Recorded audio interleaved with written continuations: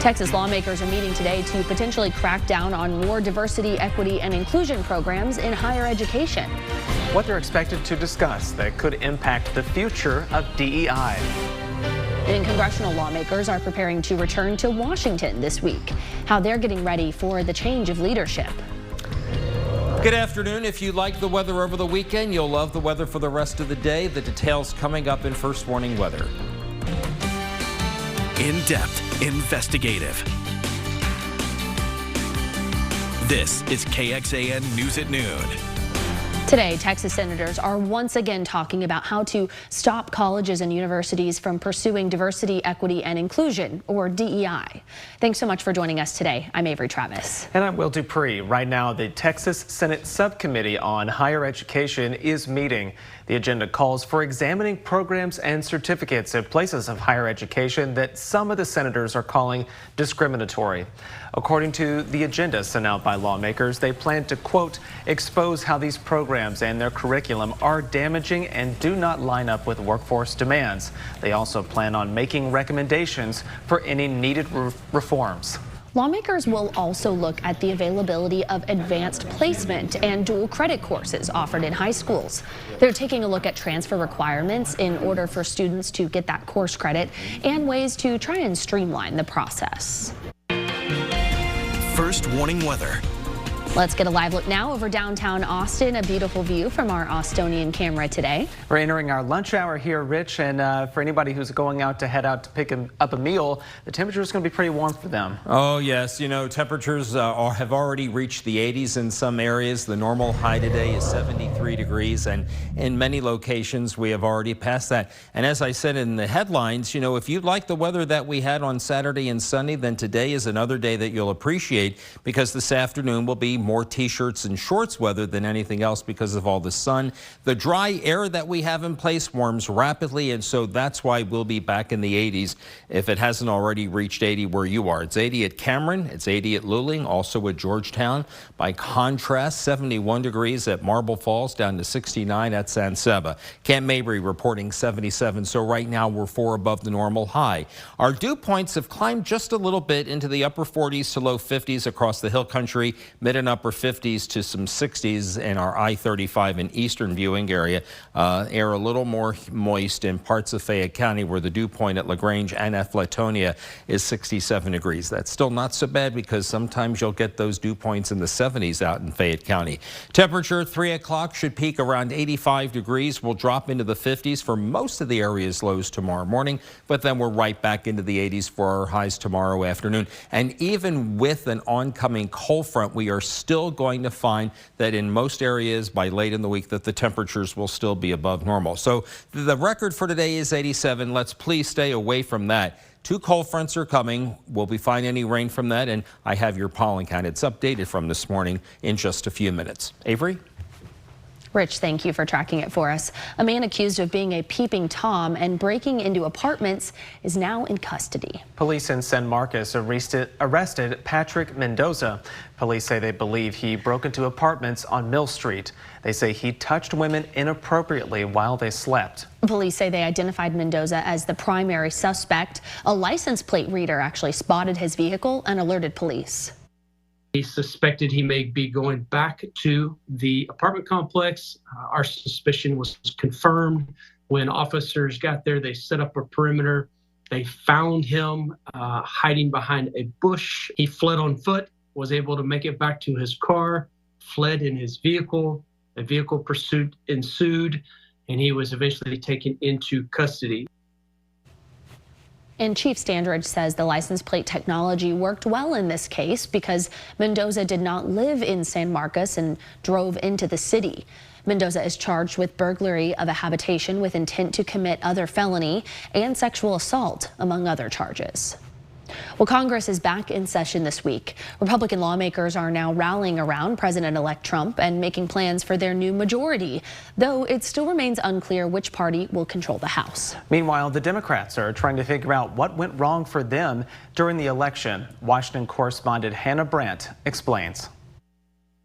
Republicans are riding high from their election wins. And while the new lawmakers won't be sworn in for another few weeks, the party says it's already laying the groundwork to implement its agenda. go in there and get the job done and making our nation great again. We're going to get to work. Republicans secured a majority in the Senate, and while control of the House is still too close to call, they say they'll win control there too. And Congressman Byron Donald says on Fox News that gives Republicans a mandate to start tackling the issues they ran on. A terrible economy, high inflation, open borders, and conflict around the globe. President-elect Trump won't be back in the White House until January, but Senator John Barrasso told NBC's Meet the Press that lawmakers have work to do now to prepare. We're going to have hearings and votes so that on day one, January 20th, when the president takes over, he's going to have as much of the cabinet in place as we can get. On the other side of the aisle, Democrats are trying to figure out the reason for their losses. Does that mean that President Biden should have gotten out of the race sooner?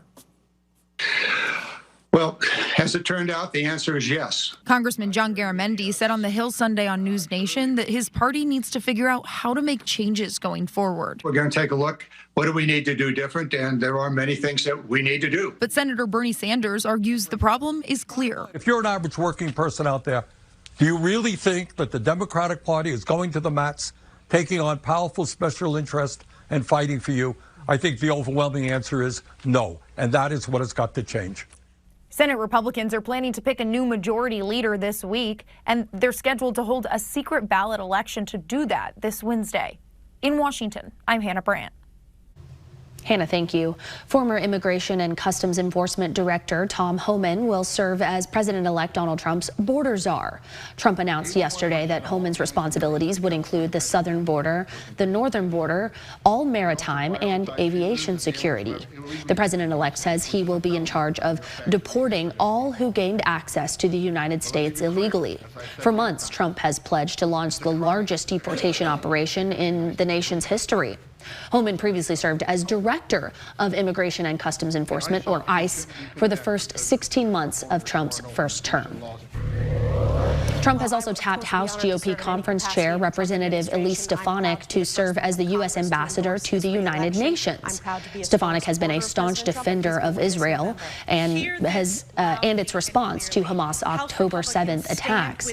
She's also been outspoken over the last year about anti-Semitism on college campuses. A day before last week's election, Stefanik reiterated her calls to defund the United Nations Relief and Works Agency for Palestine refugees in the Near East, because she alleges it has been infiltrated by Hamas. Stefanik is Trump's first cabinet-level pick for his second term. An employee at FEMA got fired over reportedly telling a team not to visit homes with Donald Trump yard signs in them while responding to Hurricane Milton. FEMA did not clarify when or where that incident happened. It also did not identify the worker, but confirmed that person has now lost their job, and the incident has been referred to the Office of Special Counsel. The FEMA administrator, Deanne Criswell, called the incident, quote, reprehensible. She said in a statement shared with NBC News that the incident is a clear violation of that agency's core values and principles.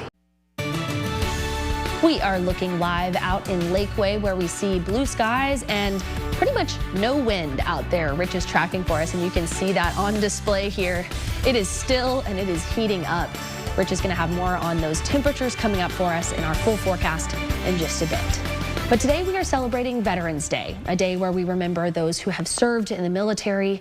And there's a new exhibit at the University of Texas campus meant to give some new insights into the Vietnam War. This is at the LBJ Presidential Library, which is home to millions of pages of historical documents. As KXAN's Jayla Washington shows us, this exhibit focuses on a pivotal period of time, evoking emotions and the human side of the war.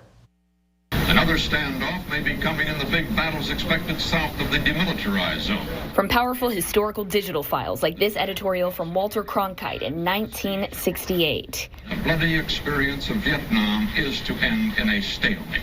To oral histories from veterans. Nobody came up to me and said, welcome back, except for my parents. And walls filled with captivating photos of soldiers. Ain't no daylight in Vietnam. That's the name of this new exhibit at the LBJ Library. Those walking through captivated, moved, and transported back to a pivotal time in American history. Sitting in that seat and watching that television like that, it felt like I was in the moment like back then. Centered around the month of March 1968, when scarring images and clips reached homes, sparking a turning point in the war. It's an experience affecting some more than others. I'm Vietnamese, actually. Yes. For David Jang, it's more personal. My biological grandfather was part of this war. Viewing all of this really is an emotional thing for me. This last big gasp before negotiation. The exhibit starts here in what looks and feels like a living room from the 60s, watching Walter Cronkite on an old TV. We hope is that it gives the feeling of what it would have been like to be in this space, in this time, as this is unfolding. From there, a step into Vietnam. Much like young soldiers would have going from their living rooms and into the war. It highlights this soldier's experience and the perspectives of those who were on the ground in Vietnam during this pivotal time. The Lyndon B. Johnson Library, home to this exhibit, is significant,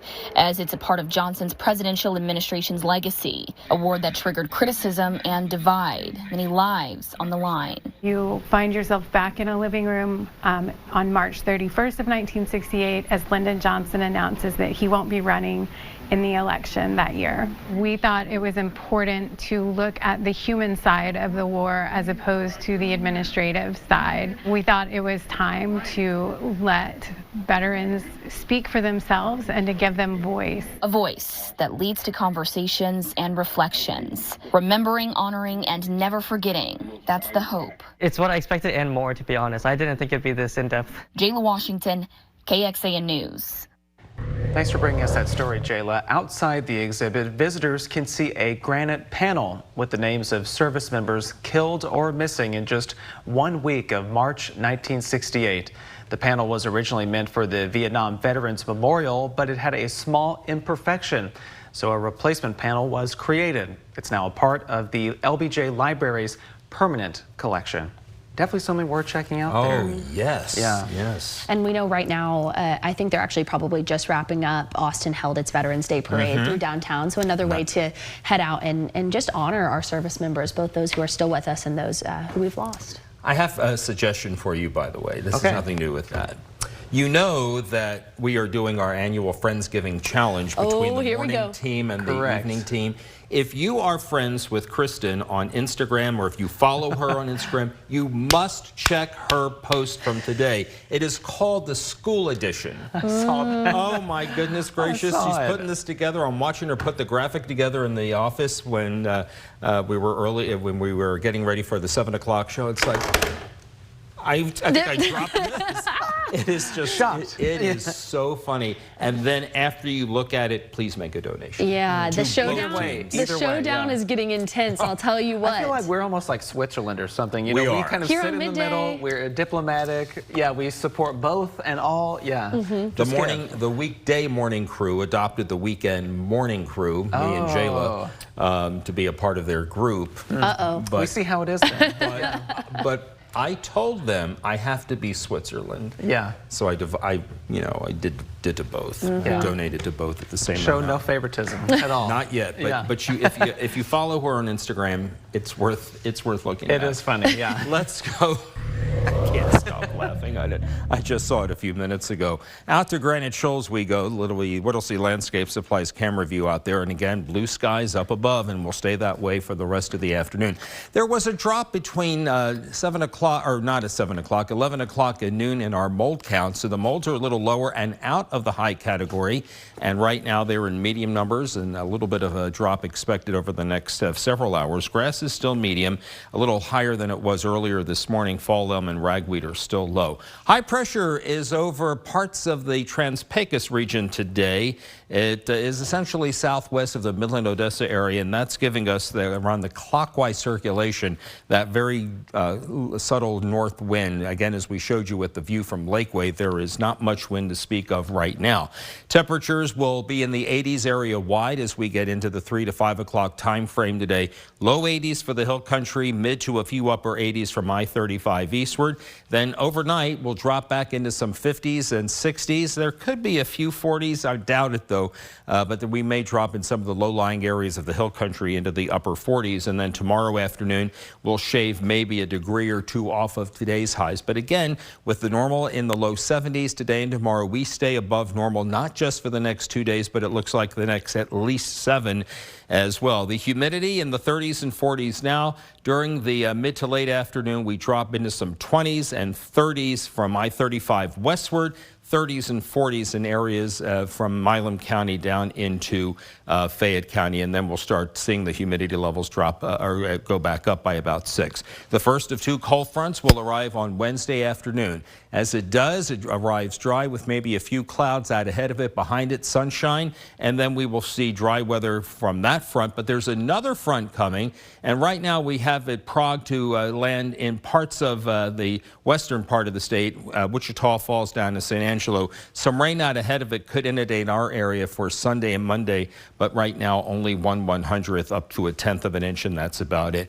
Wildfire danger today is low to moderate across the area. No problems there. Solar forecast for today is at the top. We've got an 8 battery day because of plentiful sunshine that we'll have. 85 for the high today with a light north wind. In the 80s tomorrow and Wednesday. The mid and upper 70s Thursday and Friday. The weekend will be partly cloudy and temperatures in the lower half of the 80s Saturday and the upper half of the 80s on Sunday. If you're having a hard time getting a doctor's appointment, you are not alone. Unfortunately, some Central Texans say it's taking weeks and even months to get an appointment with a primary care doctor, and it's much longer to see some specialists.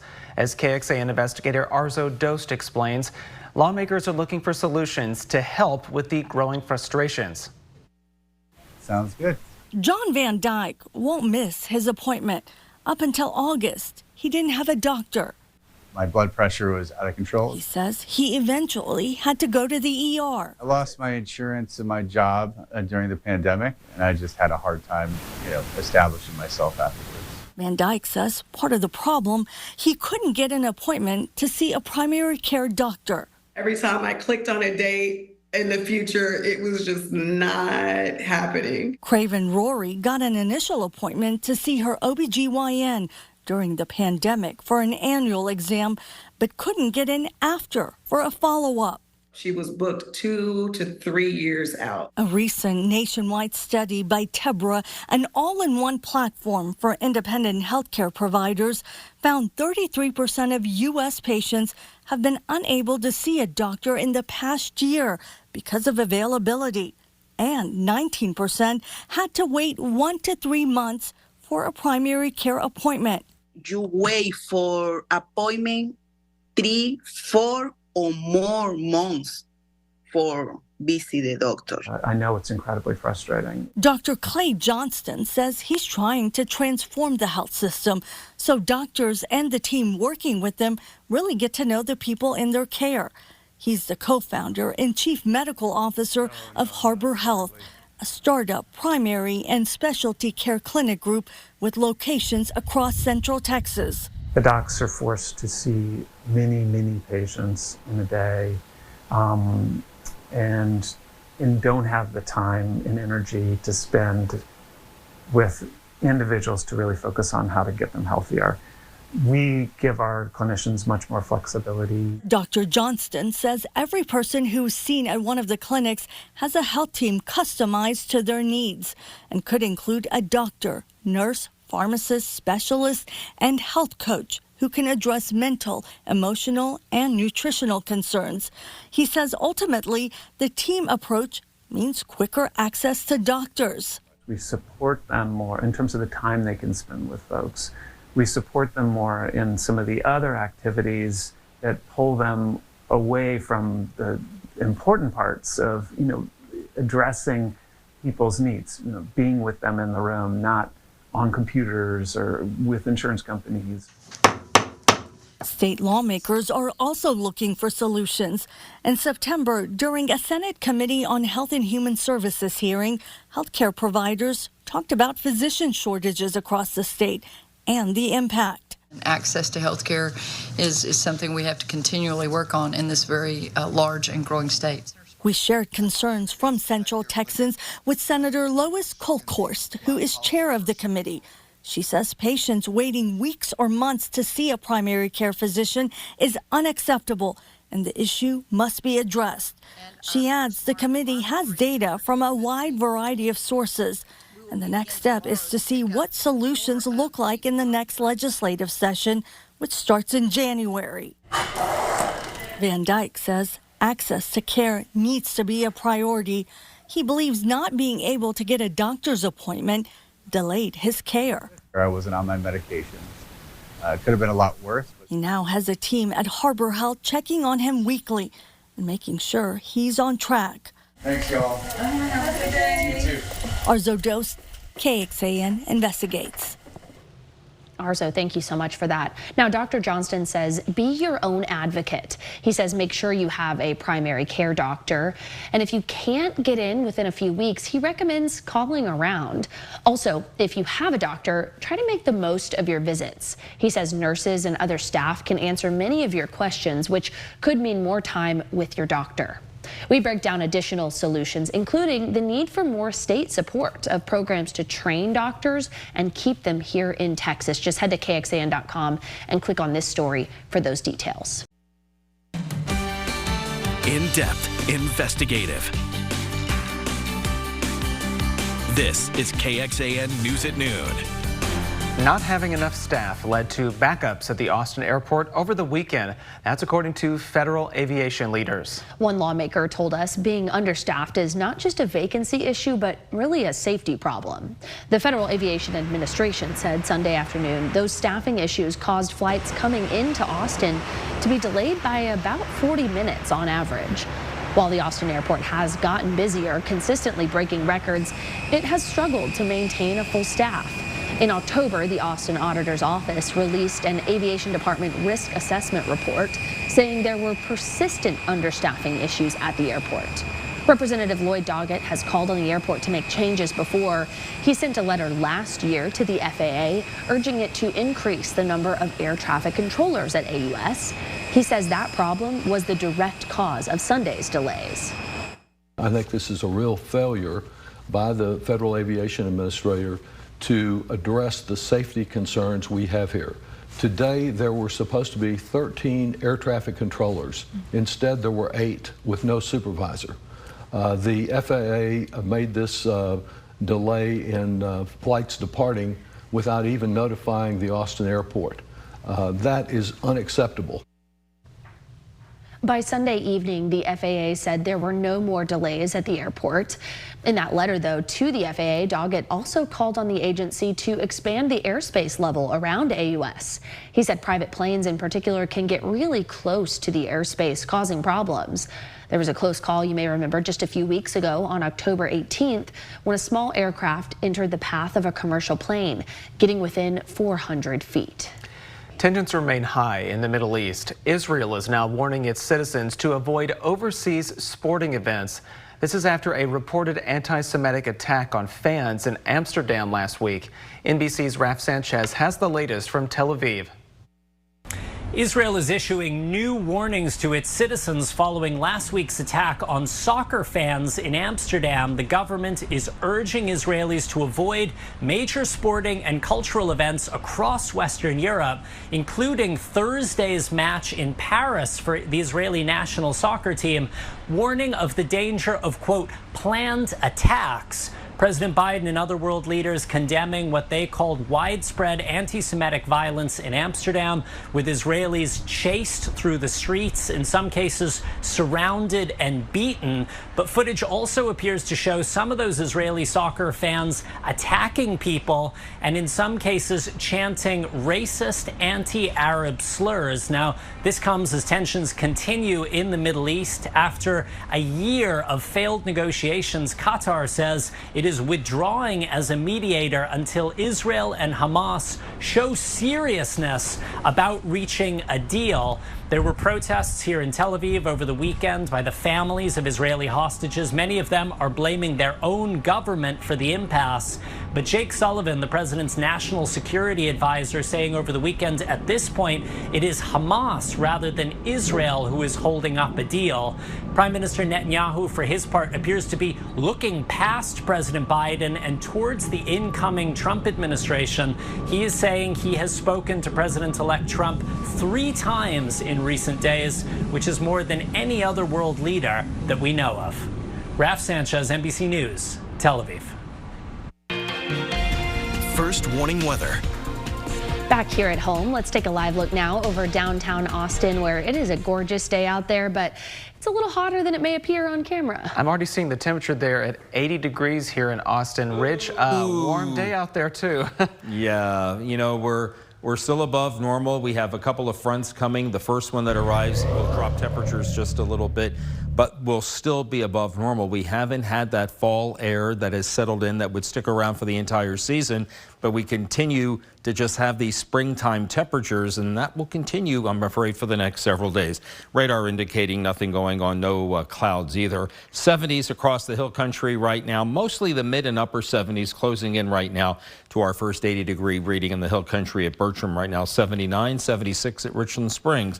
Here in the metro, 80 at Georgetown, Manchac, Austin Bergstrom International Airport, Driftwood, 82, our highest temperature at Kyle. And as we check the eastern viewing area, we have several in the mid-80s right now, 84 degrees. We are still lagging behind in some of the area in the upper 70s, but you get the idea that we're going to be in the 80s all afternoon in a time where the temperatures normally are in the 70s. Downtown forecast for the afternoon, we'll find mid-80s, 2 o'clock to 4 o'clock, and then once the sun goes down, the temperatures will fall sharply because the dry air that we have in place with the low dew point, very little, if any, wind at all, and the clear sky will send those temperatures plummeting. If you want to call 70s plummeting by 6 o'clock, and we'd still be above normal for the normal high. We've got much more to tell you about. We've got 2 fronts on the way and what they will do to our weather when we return in just a few minutes. Avery?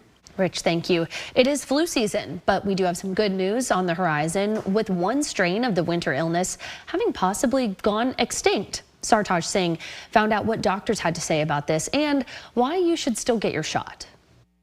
A recent study by the American Association for the Advancement of Science found that influenza numbers dropped during the pandemic, but they also point out that a strand of the flu, the B. Yamagata lineage, may have gone extinct. That lineage was likely just outcompeted for hosts. I have not seen, at least, in the last couple of years, headlines talking about full extinction of a lineage of influenza like this. Austin Williams is a family medicine doctor with Kettering Health. He says that while the study may not impact the flu this year, it could have long-term implications on how we handle the spread of influenza. It does show that the quarantining measures and the masking and the hand washing and all of the things we did to prevent the spread of COVID in 2020 and 2021 also had tremendous effect on other viruses. Dr. Williams stresses to remember that even if one strain is gone, there are others to replace it. If a strain of the virus is not effective in replicating, it'll be replaced by something that is more successful. That sentiment is echoed by Dr. Roberto Colon, the Assistant Chief Medical Officer of Premier Health. He says that it's important to remember that there are still plenty of dangerous strains of the virus. We want to make sure that we don't fall into the false sense that time period eliminated the dangerous forms of the virus and that we're in a much milder form of influenza. We didn't. We eliminated some strains and others were able to evolve. In more health news, it turns out a common ingredient in some cold and allergy drugs that's supposed to ease nasal congestion is not effective, according to the Food and Drug Administration, which is proposing to end the use of the ingredient called oral phenylephrine. The FDA says only small amounts of the ingredient actually reach the nose to soothe congestion. It can be found right now in versions of drugs such as NyQuil, Benadryl, Sudafed, and Mucinex. The FDA's proposal is not final yet, meaning companies can still market the over-the-counter drugs with the ingredient. But a final decision would force pharmacies to clear their shelves of hundreds of those products. Bitcoin hit a new record on Sunday after reaching $80,000 for the first time ever. The spike comes as the value of assets tied to Donald Trump surged in the wake of his win last week. Bitcoin was deemed a safe asset regardless of the outcome of the election. However, Trump has made big overtures about Bitcoin, including entertaining the idea of a strategic national Bitcoin reserve and speaking about the need to keep all Bitcoin mined in America. Smaller coins also saw bigger moves. Well, in the excitement leading up to the box office musical Wicked, it appears there has been a misprint on some of Mattel's new line of Wicked dolls. It leads consumers to an adult website instead of the website for the upcoming movie. Several social media users noticed the mistake, and of course, it quickly went viral. Mattel says it deeply regrets the misprint on the singing dolls. It advised that parents that the website is not appropriate for children, and it says people who already bought the dolls should make sure to throw out the packaging or obscure the link that is on it. Mattel sold the dolls primarily at Target stores. Well, today's Veterans Day, and Austin is marking the occasion by holding its annual parade in downtown. Austinites gathered this morning on South Congress near the Capitol. Music from marching bands filled the streets as veterans marched from the South Congress Bridge north to the Capitol complex on 11th Street. That's where they held a memorial ceremony honoring those who served in the military. Veterans Day is important to me because we get to honor the veterans that served our country, and also support my grandpa for all that he's done for us and my family and for this country. Very sweet there. We also talked to one World War II veteran who took part in the parade, who told us he was 99 years old and he'll be celebrating his 100th birthday next spring. We are looking live out in Lockhart today. If you're headed out for some barbecue during this lunch hour. Now I'm going to make us all hungry in here. But Rich has got our full forecast if you are headed out the door in just a couple of minutes, so stick with us for that. Some more news for you, though. The UN Climate Change Conference is now underway. The COP29 declaration emphasizes the critical importance of addressing gender issues in the battle against climate change.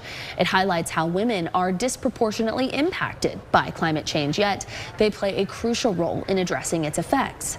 The statement also emphasizes the importance of adopting a gender and climate work program and encourages all countries to prioritize gender equality in their climate actions and integrate these issues into all climate negotiations. Several countries, including Chile, Colombia, Iceland, Mexico, Norway, Tanzania, and the United States, have all agreed to support this declaration.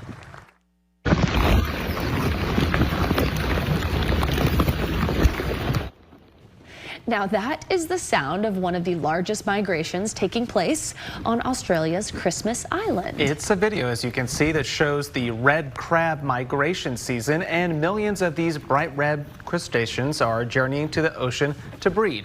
The visitor center on the island says this time of year is so exciting, and quote, they're making good use of the crab bridge today. They're also reminding drivers out there to go slowly and carefully as the red crabs make their way to the water. An incredibly cool sight, but also somewhat disturbing to see that number of little crabs crawling towards you. If you didn't know what was going on, Correct. You might be a little... You'd be like, I'm gonna stay away from there. So yeah, maybe that's the best advice for people, to just let them be on their way. They get to the ocean and, you know, do their thing. That sound like a little army there marching. I sure did. Creepy crawly sound, yeah. Ooh, there we go. Hey, you're matching the crabs today with that red tie of yours. Did you plan that? It was intentional, right? I did not. I did not. So my tie matches the crabs, huh? Well, I guess I better go change it now. Something a little more purple. We're seeing on the Kreitz Market weather cam a few more of these fair weather clouds. I thought we're though sunny in most of the area now, and we'll continue to see this for the rest of the afternoon. The view from Lockhart, our Kreitz Market weather cam, showing another beautiful blue sky, mixing though with a few of those clouds. Water vapor imagery, another snapshot of the Earth, looking at mostly dry conditions in the upper levels of the atmosphere. We start picking up some moisture out to the western part of the state on into the southwestern part of the United States, but nothing happening. It's just a very dry forecast for us for the next several days. We have a zonal west to east flow which means that the weather pattern stays relatively quiet. An area of low pressure moving through the Pacific Northwest will head on to Colorado and then take off. There's another one, though, that comes behind it, and it lands just to the north of Las Vegas by Saturday at 6 o'clock. This will cause an increase in cloudiness for Saturday and Sunday, and as that low gets a little closer to the area, along with the second of two cold fronts that will be affecting our area, we may see some rain coming out of this because of that low if it gets close enough to us by Sunday and Monday. For today, though, nothing, just like yesterday, and we see the arrows giving us a northwest to north wind. The wind speeds are going to be very light this afternoon because high pressure is very close to our area. Muggy meter is looking pretty good, too. It's going to stay comfortable for the next several days. I don't even think it's going to feel that muggy before the front comes on Wednesday. Humidity may increase a skosh, but nothing that is going to make you feel uncomfortable, just the dry weather. But by late in the weekend, we may start getting a little more humidity in advance of the second of those two cold fronts that come through the area. There's the first, and it comes through our area dry. Here again, by Wednesday afternoon, northwest wind, maybe a few scattered clouds remain, but it goes away, and then we'll wait for the arrival of the second front. This is Friday, 9 o'clock. We get into Saturday, sunshine, clouds on Sunday with a chance of rain, and as the front gets closer, we see a slightly better chance perhaps for some rain on Monday. Probabilities it's too far out in the future to give an adequate assessment of that forecast, but right now we will put a chance of rain in that forecast for Monday. The Sunday-Monday rain totals, not much, just a few hundredths of an inch in most of our reporting stations, and that's about it. 85 for the high today. The wind light out of the north to northwest. Will be in the low to mid 80s tomorrow and Wednesday. The front knocks our temperatures down into the 70s on Thursday. That 77 would still be above normal. Friday morning will be our chilliest morning with most readings in the mid and upper 40s. We rebound to near 80. Saturday, partly cloudy on Sunday. 83 Saturday, 87 on Sunday. That may be close to a record. The 8 to 14 day precipitation outlook from the Climate Prediction Center says in part of our viewing area, that lighter shade of green, perhaps wetter than normal. I'll believe it when I see it. And then temperatures warmer than normal for most of the area. Normal high around that time, 71 on the 18th, drops to 69 on the 24th. Lows generally in the upper 40s to around 50. Wish I had some better news for you. There is a brand new trail to check out in Austin. The first phase of the Violet Crown Trail project is officially complete. It now connects 13 miles of trail between Zilker Park and the Lady Bird Johnson Wildflower Center. Now, this was a joint project between Austin Parks and Rec and the Hill Country Conservancy. That's a nonprofit group pushing for protections for nature around the Hill Country. The Conservancy says the project is 18 years in the making. The CEO of the Conservancy says it's additions like this that keep Austin growing. One of the reasons that Austin is growing so quickly is because we have consciously protected our green space. We've kept our iconic springs flowing. We've created a culture where people thrive in the outdoors and they connect to nature in many, many ways. Now, there is still more work to do on the trail. When completed, it's supposed to be 30 miles long. It'll be one of the longest of its kind here in the state. Pretty cool. It's why we love Austin. We love our trails, right? And honestly, it's a day to get out on the trail, but be prepared. You're going to want the short sleeves, Rich says. T-shirts and shorts. That's the rule of the afternoon. That's the dress code. Again, yeah. T-shirts and shorts, flip-flops, tennis shoes, whatever you like, because that's what we had yesterday. So you're saying not a suit? No. What? Okay. No. Man, at 2 o'clock, the jacket and the tie come off. I have on a T-shirt with me just because. Right. Here's the after-school forecast for you, as some schools are in session today on this Veterans Day. Mostly sunny sky across the area. A warm afternoon. Most of our temperatures during the 3 to 4 o'clock hour will be in the low to mid 80s. Freddie Vela is in for Nick Bannon tonight, and he will update all of this for you beginning at 4 o'clock. And we're expected to see much more weather like this pretty much all week. You bet. Rinse and repeat, I think, is what my colleagues in the office say. Rinse and repeat. A pattern, to say the least. All right, everybody. Thank you all for watching here on KXAN News at noon. We will see you back here in 30 minutes with another look at the latest weather conditions and some more headlines. Otherwise, enjoy your Monday. Take care.